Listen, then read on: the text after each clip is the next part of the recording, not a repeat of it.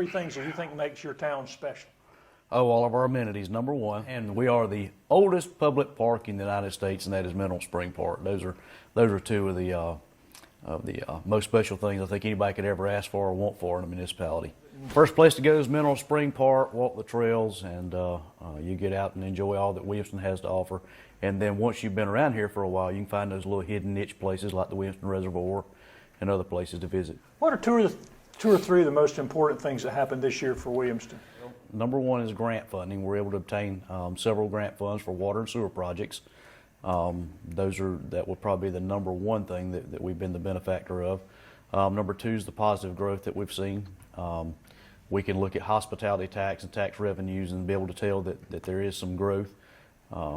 Again, I add that our administration has done a very good job historically of ensuring that the growth we do have is positive growth. In other words, we've had planning and zoning in place for quite some time now, so we know what that growth is going to look like.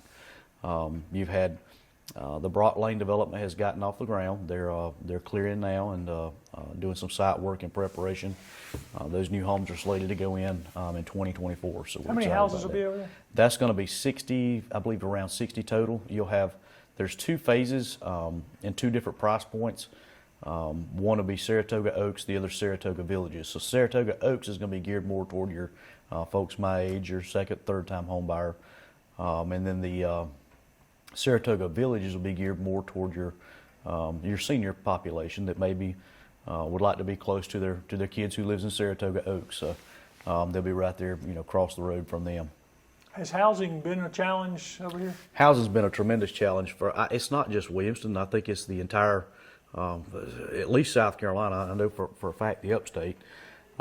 If you were to try to get a rental home right now, they're just not available. And the home market right now is such that what was a $150,000 house 2 or 3 years ago is now $300,000 plus. So housing has definitely been a challenge for not just us but everybody around our area. And y'all have had a number of other houses go up this year too, right, in housing? Yeah, so we've had 2530 go up at Palmetto Point. That's over by Palmetto Middle School. We've also got another 90 slated to go on Mahaffey Road. They're finalizing the details on that one, but the ones on Palmetto Point, they're either under construction. I think about half the subdivision has been built, and then there's interest in a couple more properties throughout the town that I can't discuss at the moment, but there's certainly a lot of interest in our local area. Any other big economic news or new businesses or anything that were marked in 2023? Yeah, so in November we closed on Big Creek Station. I don't know if I've talked to you yet or not about Big Creek Station, but that's our old water plant. We've talked about some development for that. It's been an eyesore since we closed it down in the 90s, late 90s, and that's along our walking path just off College Avenue. So we finally closed on that deal in November, and basically what that does is it allows the developers to receive that property, provided they put, there's a certain amount, I don't remember exactly the number, but it's several $1 million in investment into that property. So we've taken what was an eyesore and turned it into an economic development opportunity. They currently have one verbal commitment from a retail or food establishment to go into that location. That consists of the old pump house and the old water treatment plant. That's right behind the fire department. So it's going to be a really unique place. The same folks that developed it also developed Hampton Station, downtown Greenville. So if you're familiar with that location, it'll have the same feel and attract the same clientele that you see down at Hampton Station. We've had several new businesses. We just had a new barbershop open up right beside Town Hall. At least I think they've opened up. They've got their sign up. I haven't had a ribbon cutting yet for those. We've had Bojangles open up this year. That's been a big success. And one of the things that, Greg, that I looked at with hospitality tax, hospitality tax is a pretty good gauge to be able to tell what the climate is doing, particularly retail and fast food, and the state of the economy. I fully expected for some of the other restaurants to go down a little bit to make up for the market share that Bojangles picked up. I found that not to be the case. It's ended up being in addition to what we already had coming in and what the existing restaurants are already doing. So that's definitely encouraging news. We know that there's a lot of market leach as far as people go to Anderson to eat and outside of the city limits, that we want to keep those folks in town to dine and enjoy. Without hospitality tax, I'm just going to be frank with you. Without hospitality tax, there would be no Mineral Spring Park or Brookdale Park or any of the amenities that we know as it is currently. Not saying there wouldn't be a park, but it certainly wouldn't be as nice. We wouldn't have pickleball courts, things like that. So hospitality tax is 2% on prepared foods within the city limits of Williamston. Not your grocery bill. This is strictly prepared food, so a sub sandwich, McDonald's, those type things. And everybody pays into that 2%. Primarily, that 2% goes to fund our youth recreation program, and that youth recreation program is 800 to 900 strong every year, and that includes football, soccer, baseball, girls softball. There's a lot of activities that go on. In addition to any type of improvements in any of our parks, those type of things come out of hospitality tax. Hospitality tax can only be used for tourism-related events, so things that bring people into town that they would ordinarily wouldn't have a reason to come. So my thoughts on hospitality tax, instead of having a $20,000 concert, one and done, and you just blew $20,000, is let's try to do things that will be lasting, that will continue to bring people in. Pickleball courts, improvements to basketball courts in Brookdale Park, improvement on shelters, those type things, bring people in for 10, 15, 20, 25 on up years, and we've seen that to be a successful model. Whenever I took office, we were generally generating about 180 in hospitality tax. We're now around 300, a little over 300, so that's a pretty good jump. So the things that council's doing and is working, it's been very, very effective. So you got Mineral Spring Park, number one. Let me identify the parks. That's 10 acres right in the heart of town. Was given to us by West Allen Williams, the founder of Williamston. So obviously that's the heart and the focal point of our town. But in addition, we have two community parks. You have Gray Drive Park, which started as a walking trail. There's a little playground equipment there. That's over off the Mill Village. Not directly on the Mill Village, but directly off of it, where I grew up. And then you also have Brookdale Park in the historically African-American community. Brookdale Park is probably another 6-7 acres, I think it is.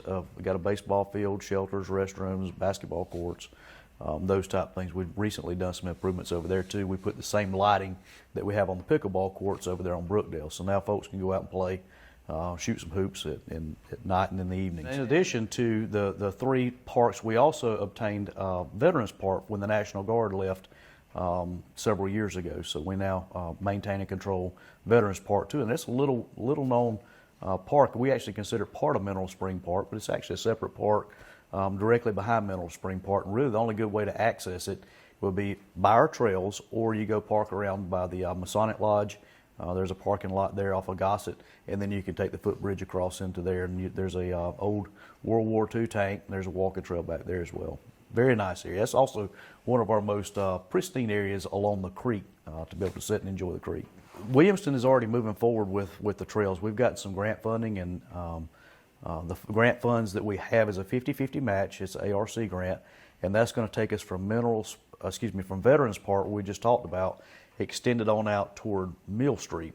That funding is in place. We're ready to rock and roll. I've been working with the Appalachian Council of Governments. They're managing that grant. One of the issues that we ran into, though, is there's some potential jurisdictional issues with the Corps of Engineers, with that potentially being a wetland. So we've worked with engineers and we worked with the Corps, and that right now they actually have it in study trying to determine if they have jurisdiction with it being a wetland or with it doesn't.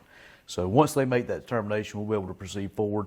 That's also the same footprint that the wastewater line that we're looking to replace from Veterans Park all the way down to the wastewater treatment plant, that will follow the same footprint. So hopefully we can save some dollars there too by, if nothing else, just silt fencing, those type things that you would ordinarily have to do under construction anyway. So that's in place. That's already funded.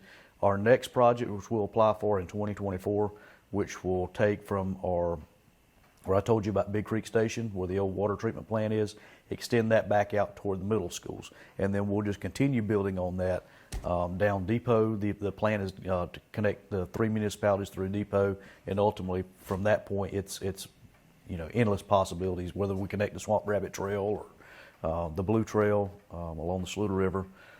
So those plans are still in place. Unfortunately, it just takes a while for those things to come to fruition, get all the parties together and get funding. Funding has been a tremendous issue. We're getting funds. The problem is those funds aren't going anywhere near as far as they did 4 or 5 years ago. What used to be a $1 million project, and you could do $1 million worth of work, is now a $10 million project, and you get about $500,000 worth of work. So everybody's busy right now as far as in the construction world. Right now, we've taken some of those funds we could have expended and just held on to them in hopes that market's going to either settle down and allow us to be able to accomplish more bang for our buck. We had an excellent year for events.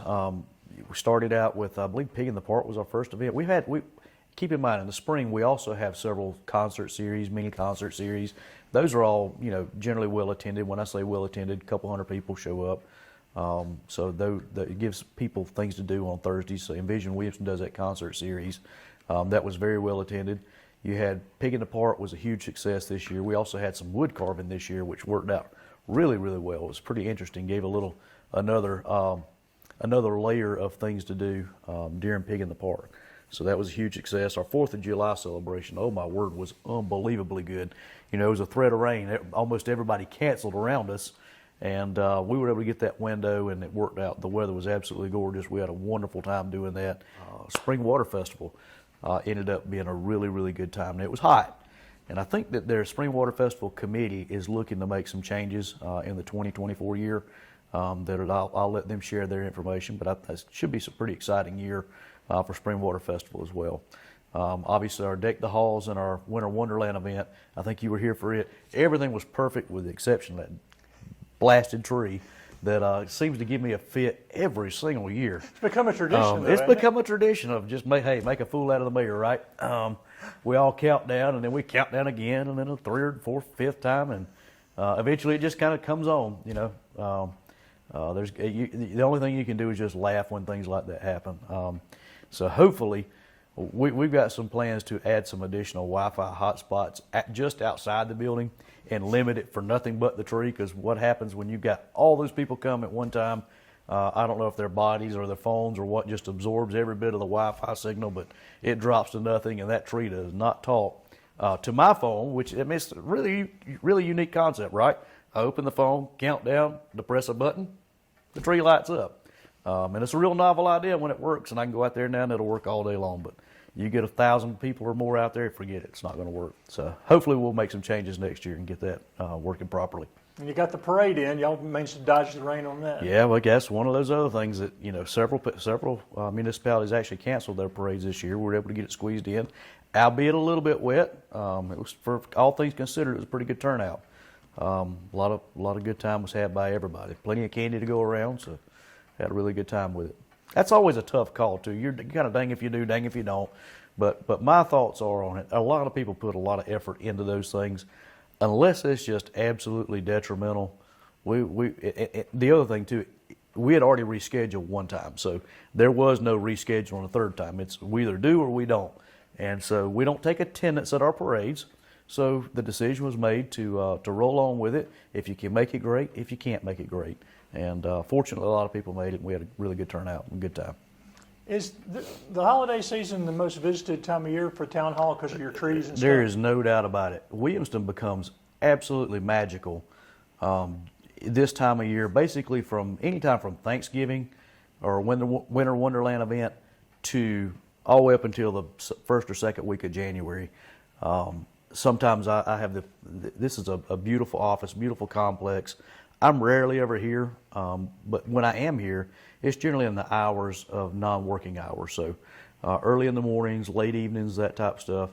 And it's just absolutely an honor and a privilege to be able to come into a place like this and an office like this and to see the community, people from all over come to tour. I'll be in here working and folks just pop their head in and I'm like, come on in.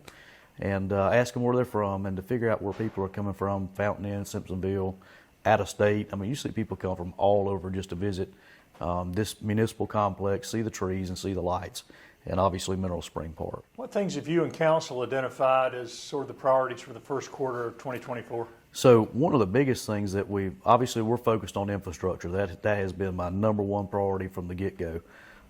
We were blessed to receive some ARPA funds from the federal government.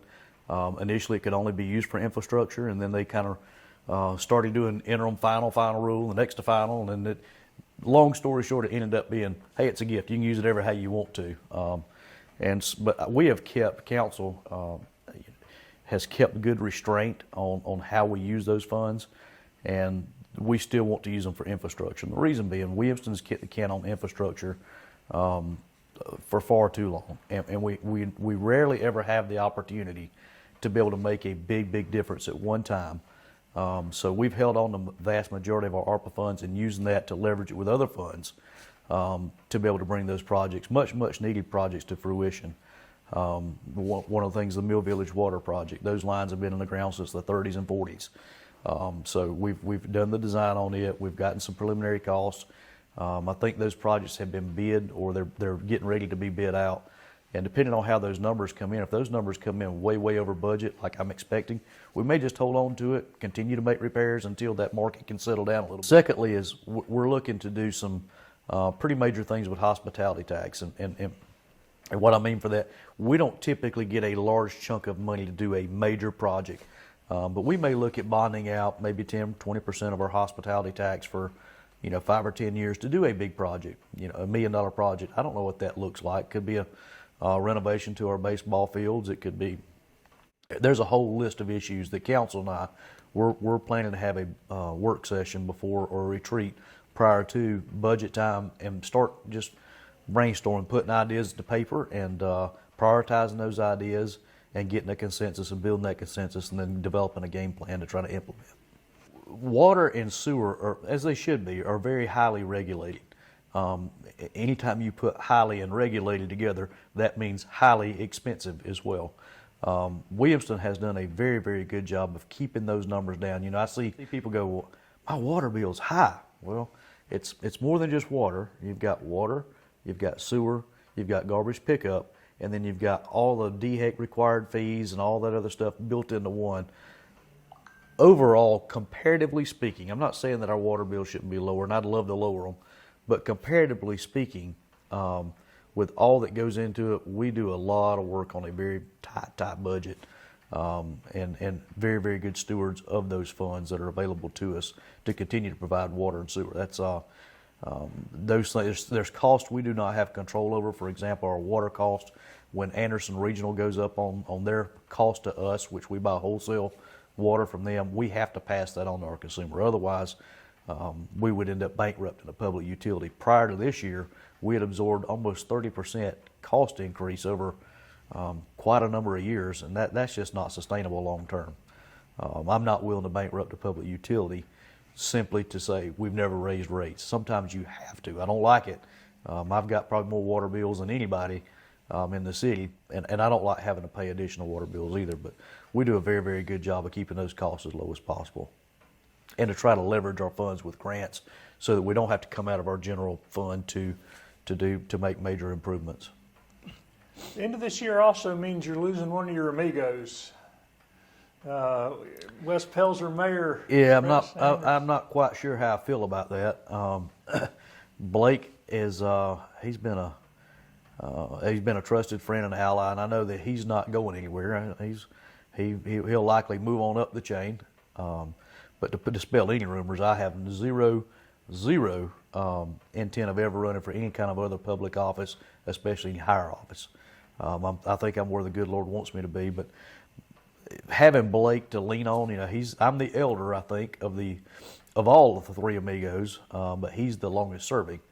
And so I lean on him, and he works with municipalities all across the state. So a lot of times I'll lean on him when I have a question. We don't always agree, but it's always nice to have somebody who has been there, done that I can talk to, and we can work through some issues. And Williamston's better for having Blake, as part of one of the three amigos to be able to talk to about issues. And I think that having somebody who has been there, worked in local government, particularly municipalities, can head off a lot of the bad stuff and bring along some good stuff before it becomes a problematic.